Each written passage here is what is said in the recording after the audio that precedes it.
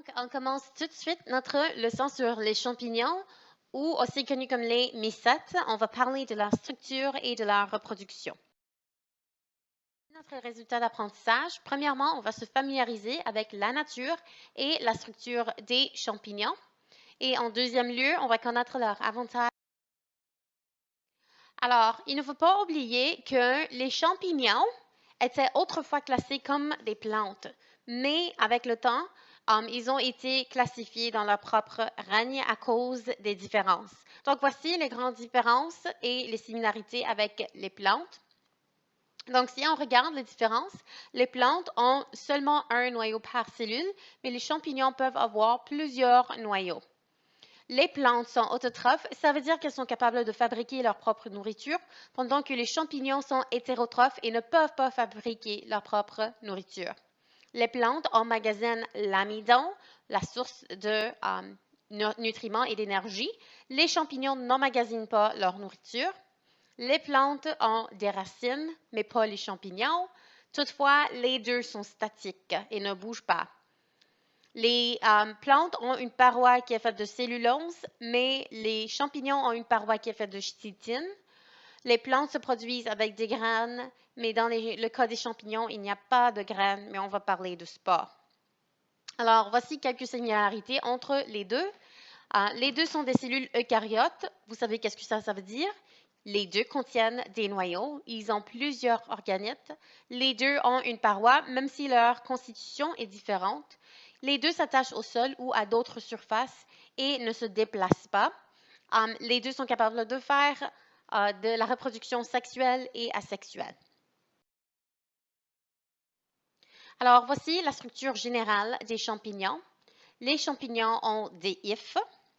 Ils ont aussi un mycélium, qui est un réseau de filaments ramifiés qui se développe dans le sol ou dans d'autres surfaces nutritives selon le cas. Ça peut être du bois, ça peut être le corps d'autres animaux, que ce soit mort ou vivant.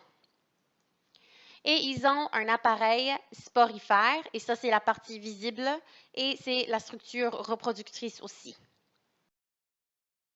Structure générale d'un champignon, comme on peut voir, il y a les hyphes, l'appareil sporifère qui produit les spores, le mycélium qui a l'air de ramification sous le sol ou la surface à laquelle le champignon s'attache.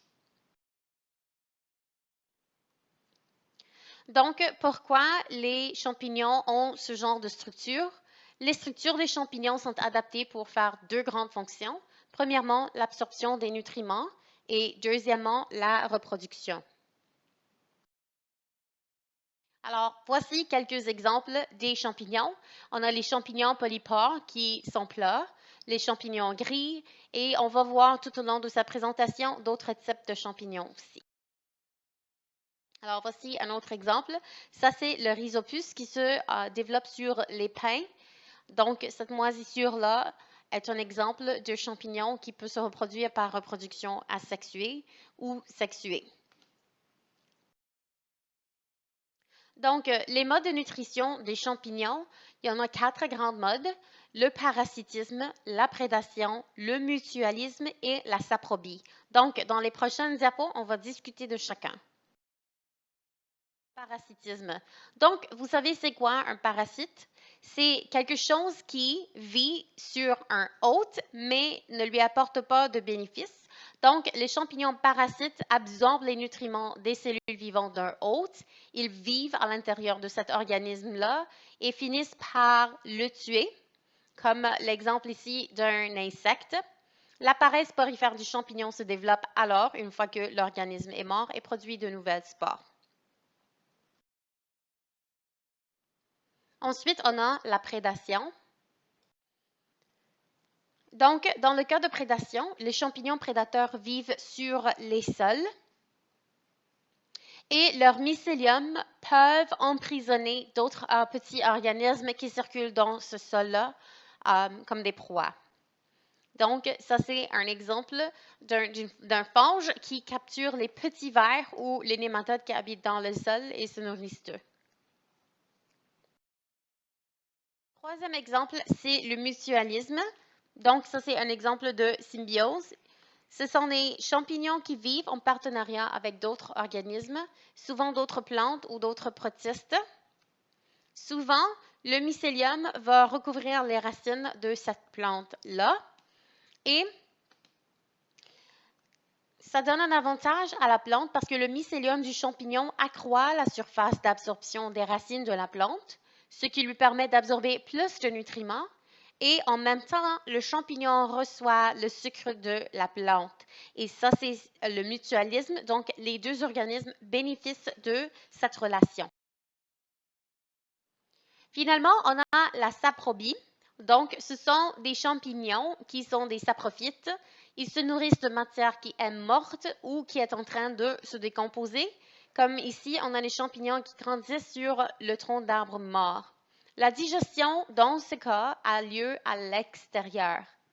Donc, les champignons vont relâcher des enzymes qui vont décomposer la matière et puis après ça, ils vont absorber les nutriments qui résultent de sa digestion.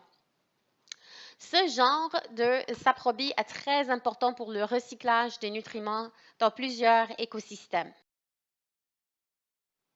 Voici une image qui représente vite fait le cycle de vie du champignon. Donc, ça commence avec les petits spores. Les petits spores continuent à grandir. On a la reproduction, on a l'apparition des mycéliums et puis après ça, le bouton et le champignon lui-même.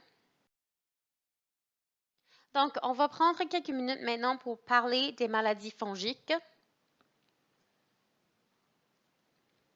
Donc, on a par exemple la teigne ou en anglais ringworms. Ceci est causé par le microsporium. C'est une infection de la peau qui est accompagnée par des démangeaisons. Elle est très contagieuse. Elle est propagée par des spores. Et on la contrôle avec des fongicides sous forme de pulvérisation ou de poudre. On a aussi le fameux pied d'athlète. Donc, ceci est causé par un organisme similaire. Ça provient des planchers de douche et ou des chaussures de... C'est très dangereux de manger des champignons toxiques. Ça peut être fatal. Un des genres le plus dangereux de ce genre de champignons, c'est l'amanita, qui est démontré dans cette photo. Ça cause des douleurs abdominales, des crampes, des vomissements et dans certains cas, même la mort. C'est causé par des toxines qui se trouvent dans la circulation sanguine.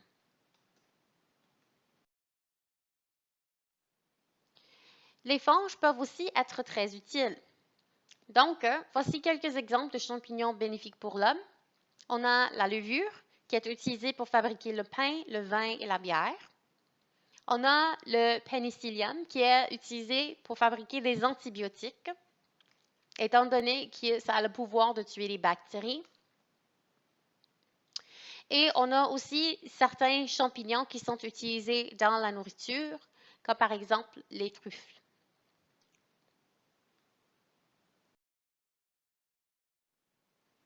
Donc, voici d'autres exemples.